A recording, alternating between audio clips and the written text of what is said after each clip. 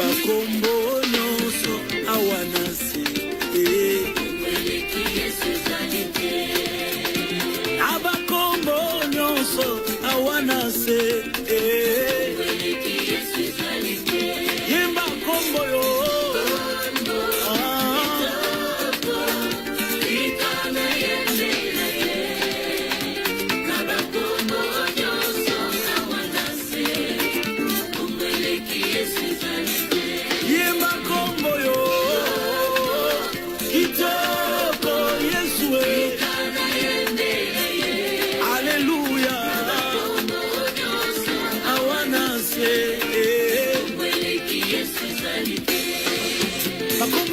na komba bakisi na komba bakonzi na sena moye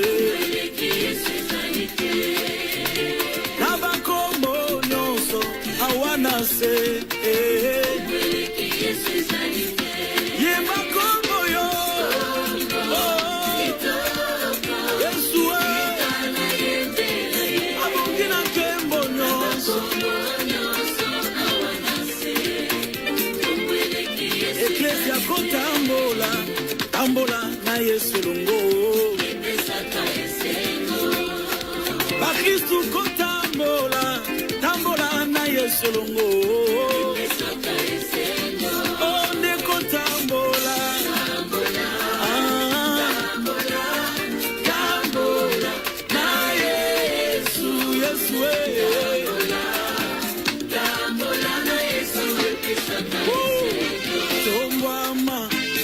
Tomba mana yo Hallelujah Tomba ma Yesu tomba mana yo Yesu tomba mana yo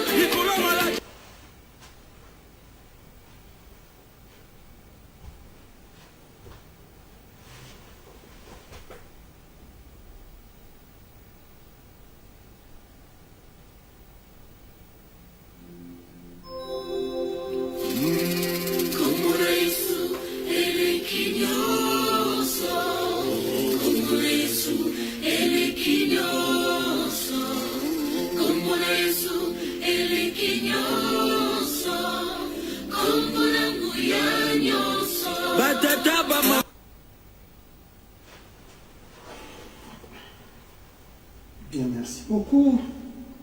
Il y a Karine, bonjour. Il y a Madoloko. Bonjour à vous. Et je crois que nous y voilà encore aujourd'hui. Comme d'habitude, nous partageons la fraction de pain du ciel. Nous sommes en train d'étudier sur le panorama sur la naissance de Jésus-Christ. C'est cela que nous sommes en train de décortiquer. J'avais dit qu'avant que nous puissions commencer à décortiquer sur la naissance de Jésus selon le Nouveau Testament, nous devons d'abord commencer à étudier la bénédiction. La bénédiction qui nous a conduit vers la naissance de Jésus, ça a commencé où? Et comment est-ce que tout à coup Jésus s'était retrouvé sur la terre?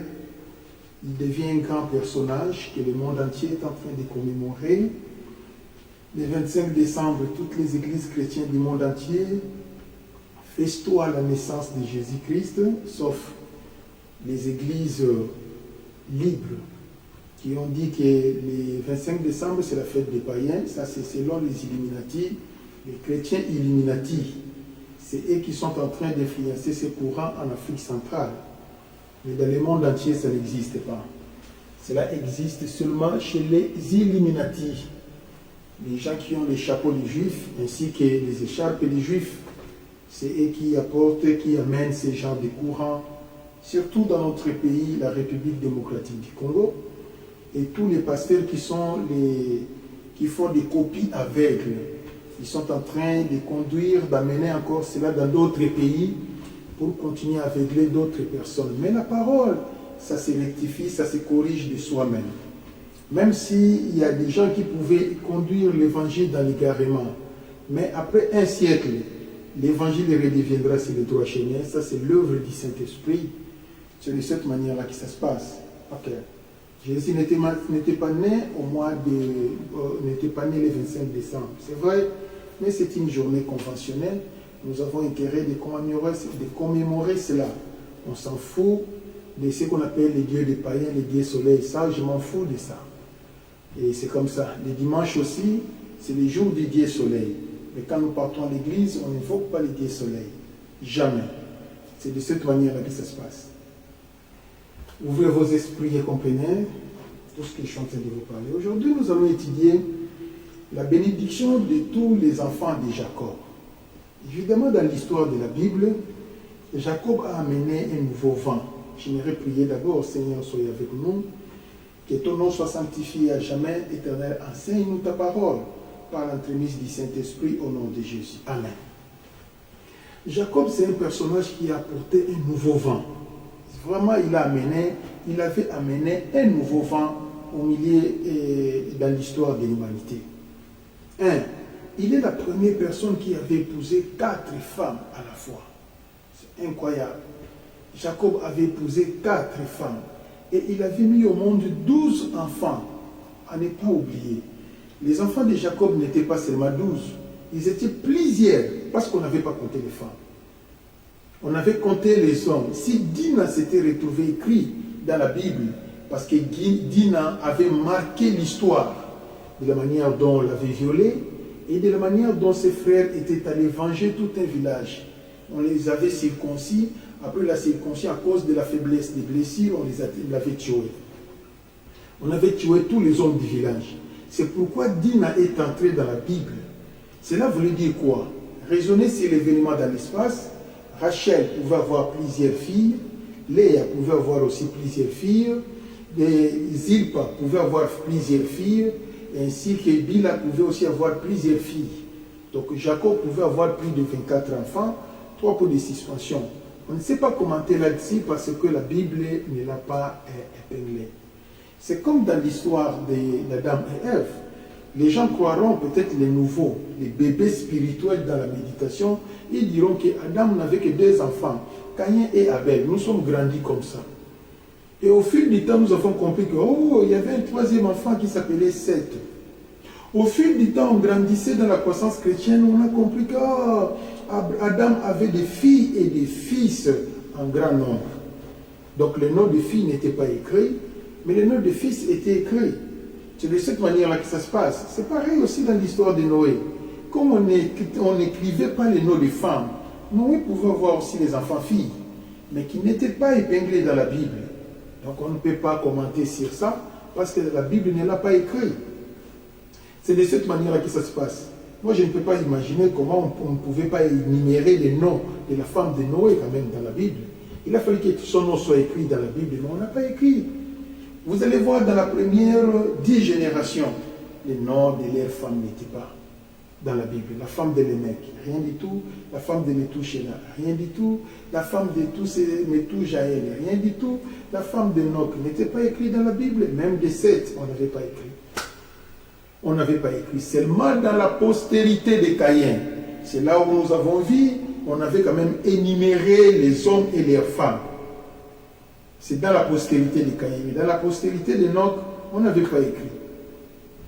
C'est de cette manière-là que ça se passe. Je sais que vous avez posé la question tantôt.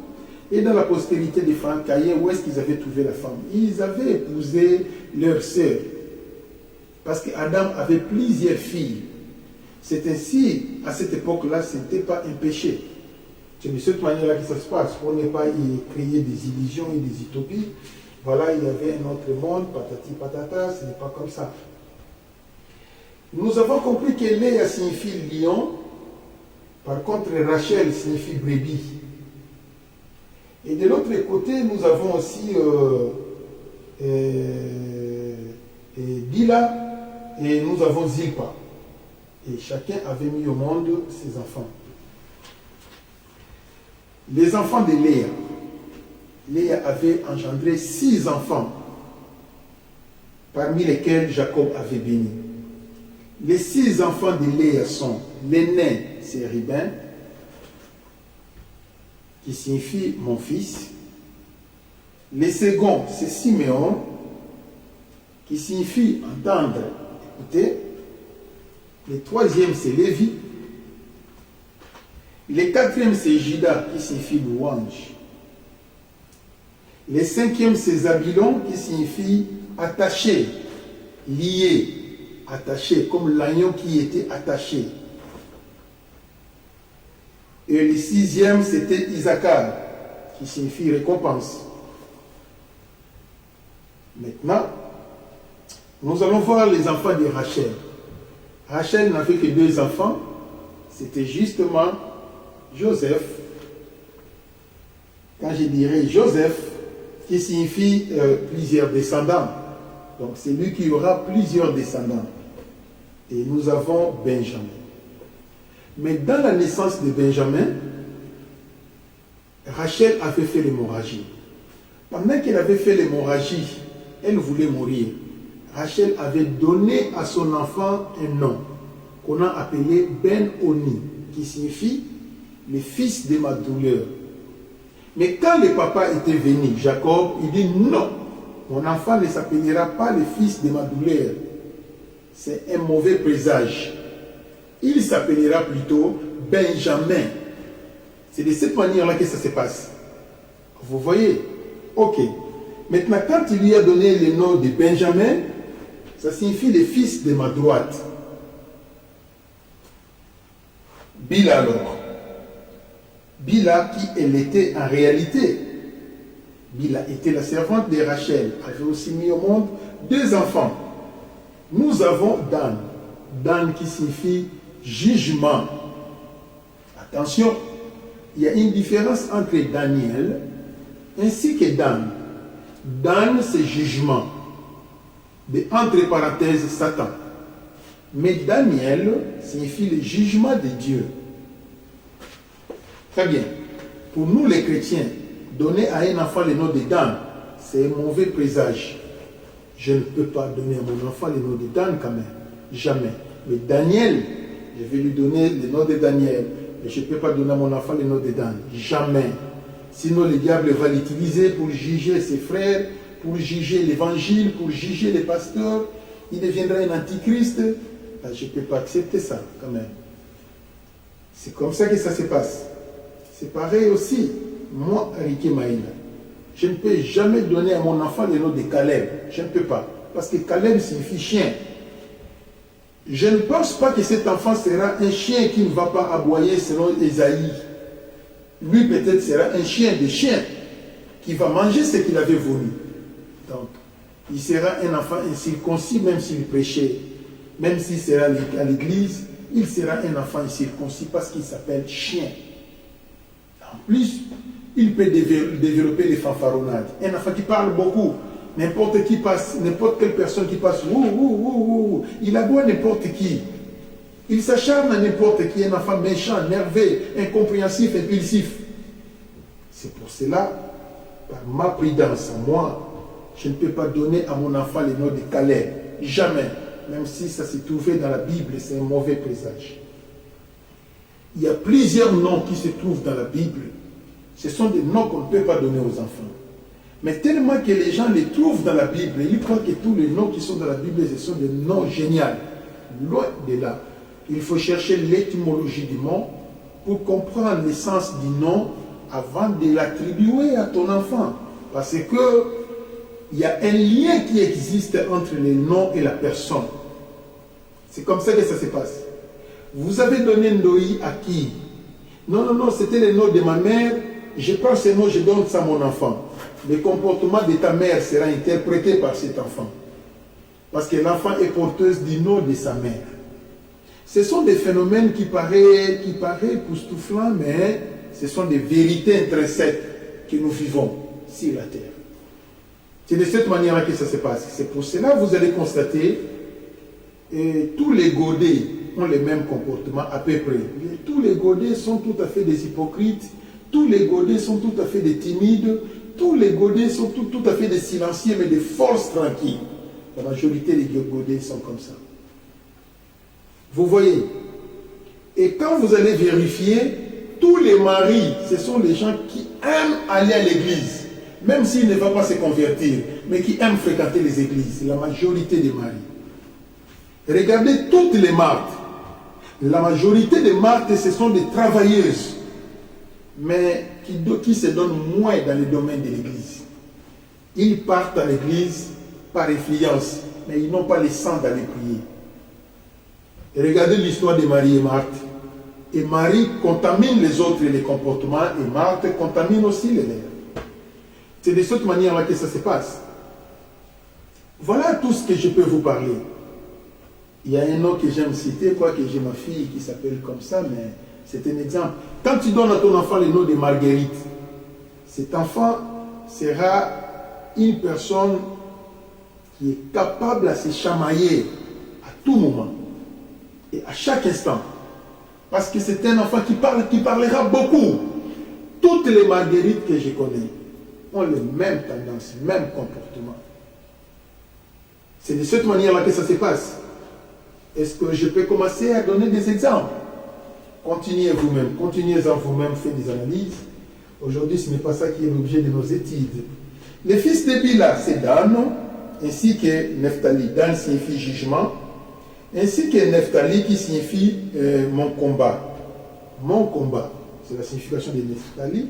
Et puis nous avons les fils de Zilpa. Zilpa avait deux enfants, Gad qui signifie bonheur, Aser qui signifie bonheur. Les fils de Zilpa. Mais maintenant, Jacob avait une seule fille selon la Bible. L'unique fille de Jacob s'appelait Dina. Elle était l'enfant de Léa. C'est de cette manière-là que ça se passe.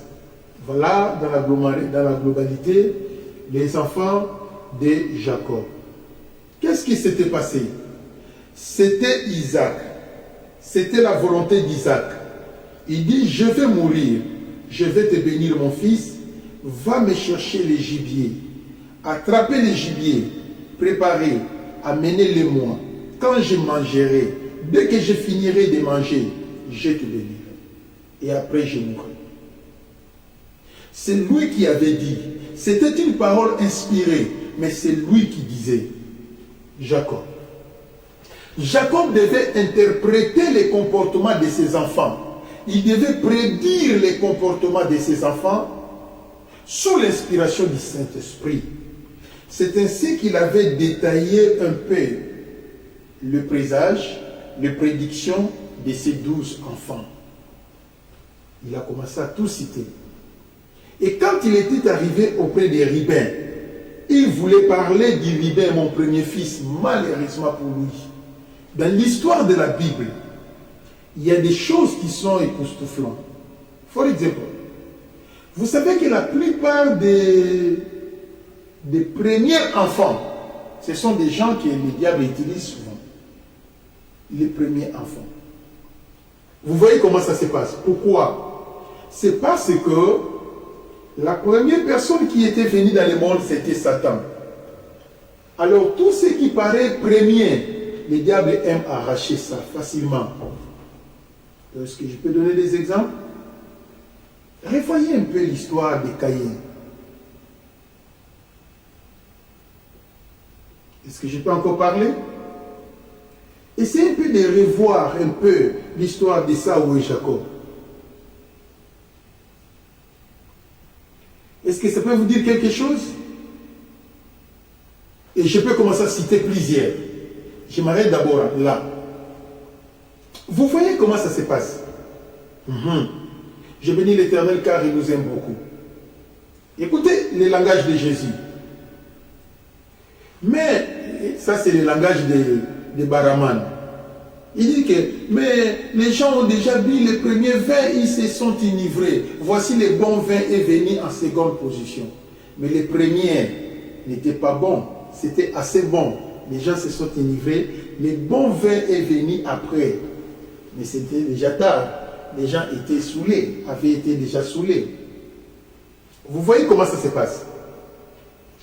La deuxième personne qui était venue dans l'humanité, venant au ciel, c'est Jésus. Et vous allez voir tout ce qui est symbole du deuxième. Dieu les utilise beaucoup. For example, regardez-moi les premiers rois d'Israël. C'était Saül. C'était celui qui était le premier roi. Mais regardez le deuxième. C'est lui qui a eu la typologie de Jésus. David. Regardez-moi le deuxième enfant d'Abel. C'est le deuxième enfant d'Adam. C'est Abel. la typologie de Jésus, Christ de Nazareth. C'est de cette manière-là que ça se passe. Je bénis l'Éternel. Les premiers enfants de Noé, c'était Japheth. Mais le deuxième, c'était qui? C'était Sem. Les cadets, c'est Cham. Vous voyez comment ça s'est passé? C'est de cette manière-là. Et maintenant, c'est la postérité de Sem qui était le second. C'est lui qu'on avait utilisé pour créer la progéniture. C'est de cette manière-là que ça se passe. Je bénis l'Éternel. Est-ce que je peux continuer à parler? C'est tellement beaucoup.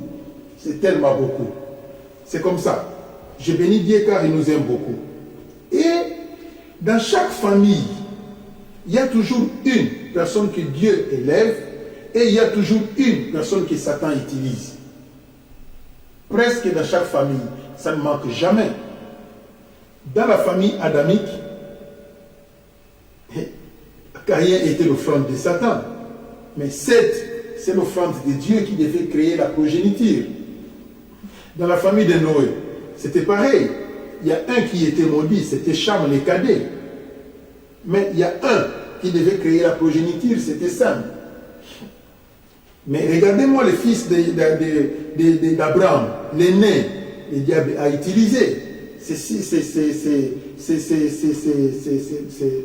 Ismaël. Le second, c'est Isaac. Mais c'est lui que Dieu a utilisé. Vous voyez comment ça se passe? C'est de cette manière-là. Maintenant, nous descendons de la famille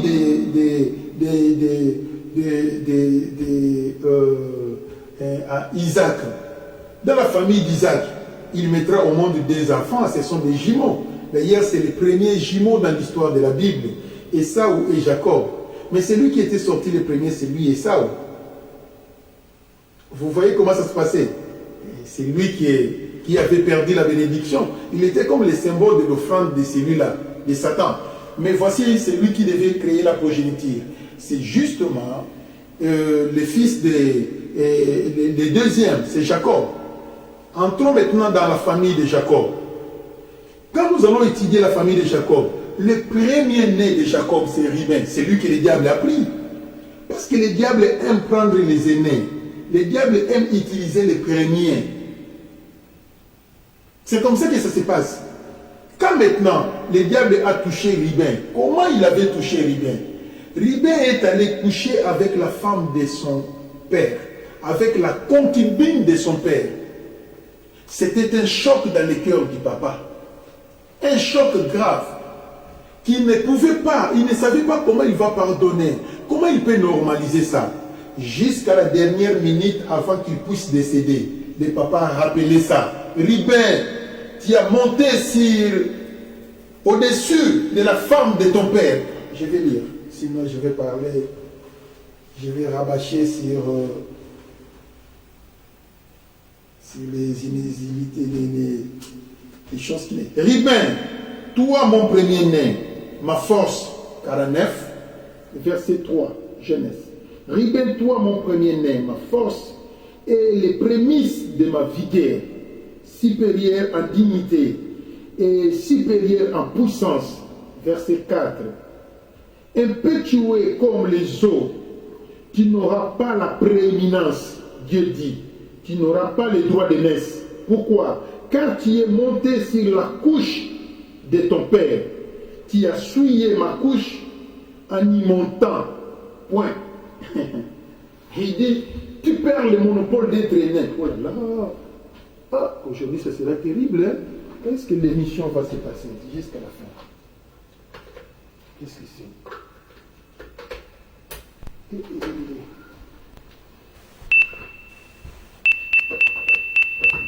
Oh. Déjà, la batterie est finie.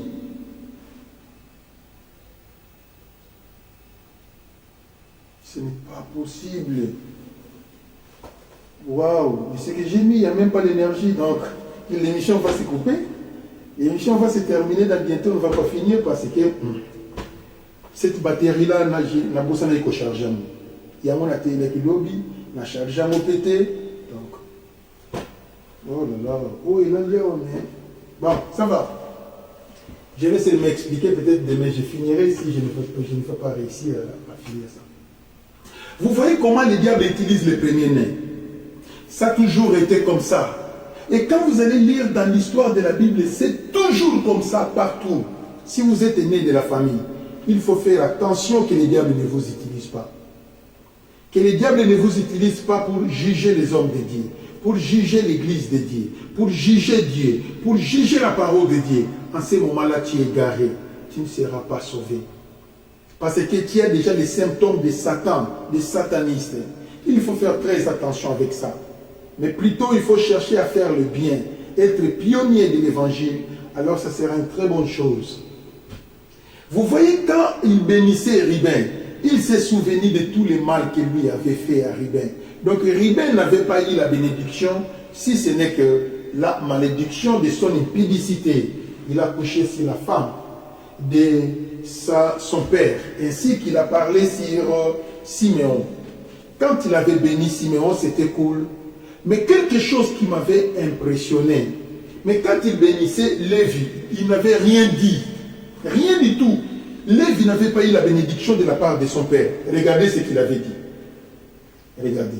C'est incroyable. Hein? 49 dans les versets 5 et 6, dans le verset 5, il est en train de parler de Siméon et de Lévi à la fois. Siméon et Lévi, son frère, leurs glaires sont des instruments de violence, que mon âme n'entre point dans leur conciliabilité, que mon esprit ne s'unisse point à leur assemblée, car dans leur colère, ils ont tué les hommes. Quels sont les hommes qu'ils avaient tués? Ils avaient tué tout un village. Il y avait un garçon qui avait violé leur petite sœur qui s'appelait Dina. Maintenant, ils sont allés dire à ces villageois, si vous voulez épouser notre sœur, vous devez vous circoncire toute la famille, tous les villages. Et tous les hommes se sont fait circoncis et ont attaqué ces villages, tous les hommes par les machettes. Pendant qu'ils avaient des pleurs de la circoncision, ils ont tué tous les hommes. Il a rappelé ça. Il a dit que mon esprit ne s'unira pas avec vous. Ça, c'est l'homme qui a dit. C'est le papa qui avait dit, mon esprit ne composera pas avec vous parce que vous avez la colère et vous avez tué les gens. C'est papa qui disait. Donc, cela voulait dire quoi? Quelque chose qui nous a époustouflés. Lévi n'avait pas reçu la bénédiction de la part de son père. Rien, zéro. Zéro. Mais tous les enfants étaient bénis. Vous voyez, mais Siméon n'en avait pas réussi, Lévi n'en avait pas réussi, Ribin, zéro. 3 enfants déjà, qui n'avaient rien réussi. En dehors de ces 3 enfants, nous avons encore maintenant Juda. Ici, waouh, il a arrosé. Ici, Juda, il avait arrosé la bénédiction. Et après, nous avons Zabulon et Issachar. Il avait aussi un peu parlé pour situer comment il serait, mais ce n'était pas grave. Tout ce qu'il disait là. La grande bénédiction prophétique était justement quand il parlait de Juda. Là maintenant je connais qu'il était électrocuté par le Saint-Esprit. Dans tout ce que Jacob avait dit, il y a seulement 2 enfants qui avaient reçu des prophéties historiques. C'était Juda et Dan. C'est fini. Tous les 8 autres, il n'y a rien de spécial. Il n'y a rien. Il avait parlé un peu de leur comportement. C'est comme s'il faisait la description de leur comportement. Rien du tout. Mais la prophétie consécutive était dans la tribu de Dan et dans la tribu de Juda. Ce sont des prophéties qui sont en cours jusqu'aujourd'hui. On étudie ça. Lisons maintenant la prophétie de Juda. C'était wonderful. Juda, tu recevras les hommages de tes frères. Donc, tu recevras la louange, les acclamations de tes frères. Ça, c'est déjà accompli. Hein? Ta main sera sur la nuque. Ta main sera sur la nuque de tes ennemis. Donc, tu poursuivras tes ennemis. Les fils de ton père se prosterneront devant toi. Waouh! Les fils de ton père se prosterneront devant toi. Regardez comment il était devenu roi. Et comment les gens se prosternaient de la tribu de Juda. Juda est un jeune lion. Tu deviendras, tu reviens du carnage, mon fils. Quand on dit Juda, il est un jeune lion. Jésus était sorti d'où? Il est le lion de la tribu de qui? De Juda. Le mot lion a été prononcé par Jacob. Juda, c'est un jeune lion. Mais qui est ce lion? Est-ce que c'est le Juda humain ou bien un Juda spirituel qui était là? Moi, je crois que c'était un Juda spirituel qui était Jésus. Car c'est lui le lion de la tribu de Juda. Il y avait 12 tribus. Mais Jésus n'était pas le lion de la tribu de Ruben. Non, Jésus n'était pas le lion de la tribu de Siméon et de Lévi. Non, il n'était pas le lion de la tribu d'Isaacar et de Zabulon. Non, il n'était pas le lion de la tribu d'Asser et de Dan. Non, mais il était le lion de la tribu de Juda. Pourquoi? Parce que Jacob en avait déjà prophétisé. Il dit, il ploie les genoux, il se couche comme un lion, comme une lionne, qui les fera lever.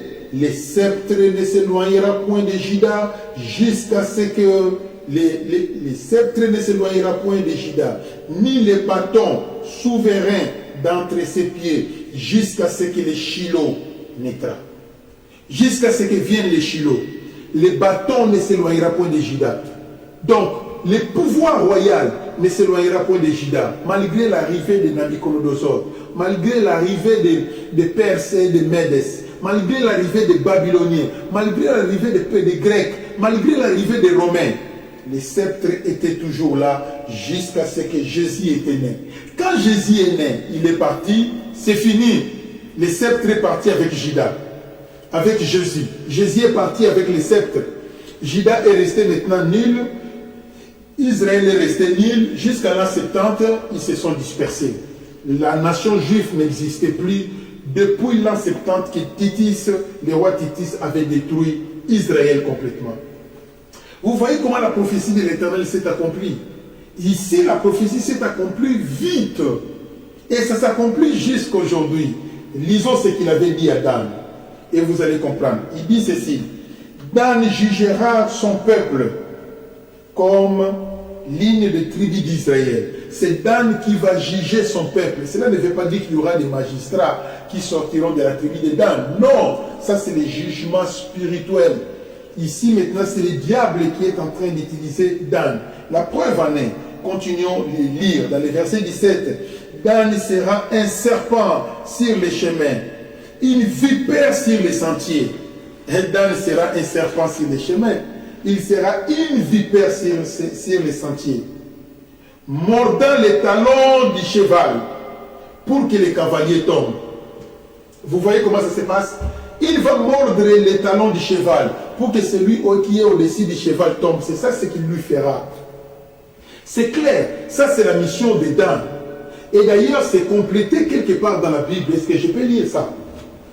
Je peux lire ça pour voir maintenant l'accomplissement de la prophétie de Dan. Je suis justement, où est-ce que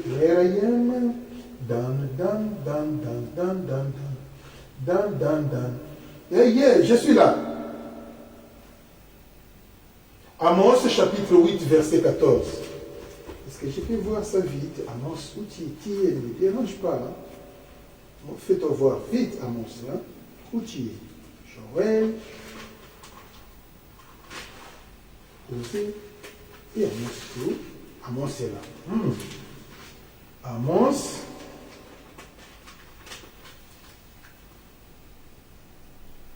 Chapitre 8, verset 14. Je vais lire pour vous. Voici maintenant la prophétie de Dan. Ici, c'est après combien de millénaires? On répète encore ça. On est en train d'interpréter ce que Jacob avait dit.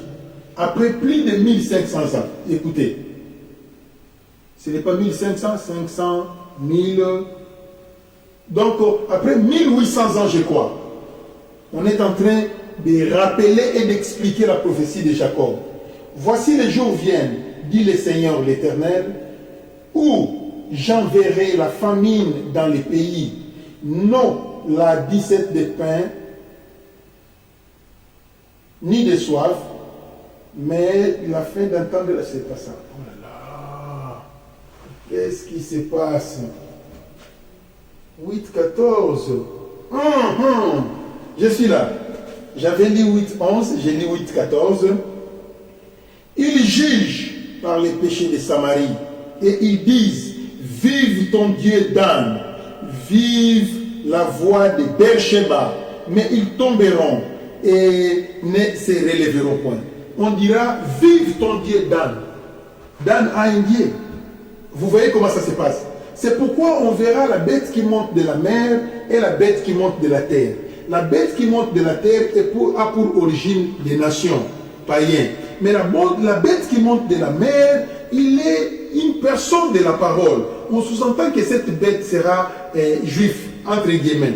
Juif, mais il sortira de la postérité de qui? De la postérité de Dan. Il va composer avec Vicarius Filidei, avec 666, pour persécuter les enfants de Dieu. Parce que la prophétie a été claire. Dan va mordre les talons du cheval pour renverser le chevalier. C'est de cette manière-là que ça se passe. Voilà l'accomplissement de la parole de Dieu. Donc Dan, il était une offrande de Satan. Dan, c'est une personne que le diable utilisera. Parmi les bénédictions que lui, il annonçait aux enfants d'Israël, c'est cela ce que vous avez compris. Il n'y a que deux catégories que vous devez retenir, la bénédiction de Juda et la bénédiction de Dan. Mais tous les autres, il n'y a rien de spécial. Mais il y a une chose que je vais vous parler. Dieu, monsieur, notre frère Jacob n'avait pas béni Lévi. Au contraire, il avait maudit Lévi parce qu'il avait tué les gens. Mais qu'est-ce qui s'était passé? Dieu n'avait pas besoin que Jacob puisse bénir Lévi. Dieu n'avait pas besoin qu'un individu puisse bénir Lévi. Car Lévi était un homme mis à part. C'est Dieu lui-même qui le bénira. Écoutez mes bien-aimés. Même s'il n'y a personne qui te dira « Je te bénis mon fils », le ciel le dira à la place des hommes. Ton problème soit intègre à Dieu. Ton problème soit fidèle à Dieu. Mais Lévi était dans les chagrins. Il était dans les gémissements. Papa a béni tous les enfants. Moi, je n'ai pas réussi la bénédiction. Je n'ai pas la chance. Mais pourquoi Dieu tu m'as fait ça? Mais or, la bénédiction de Lévi n'était pas cachée dans la bouche des hommes, ni dans les cerveaux des hommes, mais c'était caché dans Dieu. Personne ne pouvait les voir. Vous voyez comment ça se passe? La bénédiction de Lévi devait apparaître combien d'années plus tard? Après 500 ans que la bénédiction de Lévi avait fait son apparition. Pendant que ses frères avaient été bénis 500 ans plus tard, mais il a fallu encore 500 ans pour que la bénédiction de Lévi soit apparente. 430 ans, donc c'est 440 ans, 450 ans, something like that. Vous voyez comment ça se passe? C'est de cette manière-là. La personne qui marche correctement devant l'Éternel, la personne qui marche droitement devant l'Éternel, même si les hommes ne t'acclament pas, les hommes ne te louent pas, les hommes ne te félicitent pas, mais si le ciel te félicitait, tu es plus que vainqueur. Soyez dans la joie, car Dieu te connaît. La félicitation des hommes peut être erronée, peut être remplie d'hypocrisie. Mais quand Dieu te dit, je te félicite mon enfant, sache-le que tu es intègre. Le ciel te proclame intègre, l'office la terre va te proclamer intègre. Jacob a béni les enfants, mais il n'a pas béni Lévi. Mais la Bible dit ceci, la bénédiction de Lévi n'était pas cachée dans la bouche de son père, mais c'est Dieu qui l'avait cachée au moment de l'Éternel. Après 450 ans, il a fallu que cette bénédiction surgisse, il a fallu que cette bénédiction tombe dans le ciel. Et tout le monde avait écouté, nous allons lire ensemble. Nombre chapitre 3. Nombre chapitre 3, dans le verset 11. La Bible dit ceci, où je suis. Nombre, vite, viens vite, tu es où? Nombre, je te cherche. Non, pas encore. Lévitique, après Lévitique, viens nombre. Viens, nombre ici. Amber. Alléluia. Nombre chapitre 3, dans le verset 11. Je suis en train de lire. In the name of Jesus. 11 à 12. L'Éternel parla à Moïse et dit, voici, j'ai pris les Lévites des milliers des enfants d'Israël à la place de tous les premiers-nés. Le premier-né des enfants d'Israël. Et les Lévites m'appartiendront. Continuez de suivre là-bas, vous-même. Il dit que je prends toute une tribu, la tribu des Lévites. Moi, je les élève. Je les donne le travail dans les sacerdoces. Ça sera la deuxième tribu riche en Israël. La première tribu riche, c'est la tribu de Juda. La deuxième tribu ultra riche, c'est la tribu de Lévi. Mais comment une si grande bénédiction, Jacob n'avait pas vu ça. Il avait vu la bénédiction de Juda. Il a vu les malheurs que Dan apportera. Mais la grande bénédiction de Lévi, Jacob n'avait pas vu ça quand il bénissait ses enfants. Ma soeur, je voulais te dire une chose. Personne sur la terre peut manquer le courage de te dire sois béni, ou je te laisse l'héritage, ou je te donne la bénédiction. Sur la terre, tu peux manquer quelqu'un qui te dira ça. Mais sache-le que le ciel existe.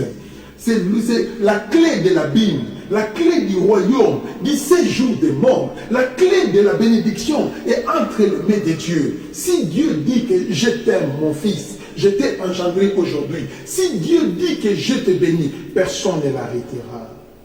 Personne ne l'arrêtera. La bénédiction de Dieu vient par derrière. Tout ce que tu vois devant, il n'y a rien. Souviens-toi du mari qui t'a épousé. Au Kanisa y était, au Ndima pété. Mais c'est lui qui t'a épousé. C'était une surprise. Pendant que tu comptais sur d'autres personnes, tu regardais d'autres personnes. Mais la bénédiction est sortie par derrière. Paf! C'est lui que tu devais épouser. C'est lui qui t'a épousé. Vous voyez ce que Dieu fait. Dieu, c'est un Dieu de surprise. Aussi longtemps que tu es vivant, ne perds pas l'espoir. Même si tu es pauvre, Dieu est capable de te bénir dans la vieillesse. De faire de toi millionnaire. De faire de toi un grand millionnaire. Vous voyez comment ça se passe. Même dans la vieillesse, même dans l'âge avancé. Aussi longtemps que tu es en bonne santé, tu as encore le souffle de vie, il n'est pas encore trop tard. Dieu peut t'utiliser puissamment pour confondre les gens.